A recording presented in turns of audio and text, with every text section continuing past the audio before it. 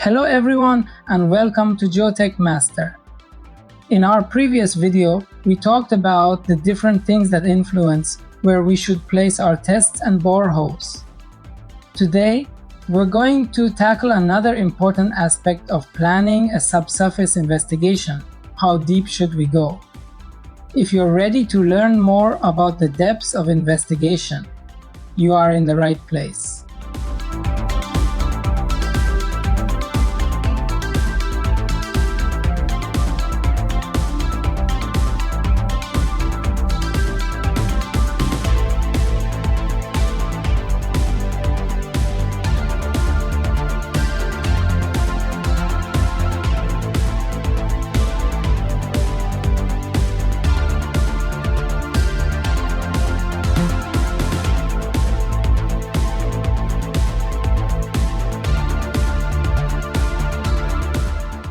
Have you ever wondered, when you start a site investigation, how deep is deep enough?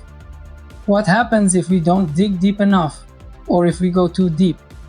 In this video, we will answer questions such as, how do we know the minimum depth to investigate? And what are the rules of thumb for determining the depth of borings for different structures? Believe me, these questions are fundamental to have a good and cost-effective investigation program.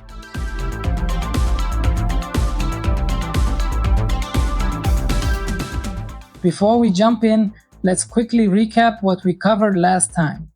Remember, we talked about key factors such as investigation objectives, project features, subsurface conditions, anticipated uncertainty, and access constraints that impact how we choose the number and location of our tests and boreholes. Now, we are going to see how these factors also influence the depth of our investigations.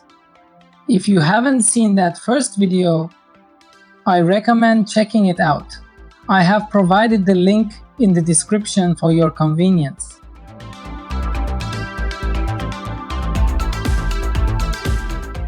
Alright, let's get started. When we are planning our investigation, the depth of our investigation is another important consideration that is impacted by the project features. For example, our investigation for a bridge needs to be deeper than for a roadway pavement because they have different performance requirements. The depth of investigation should be deep enough to evaluate the performance of the structure and the ground under it.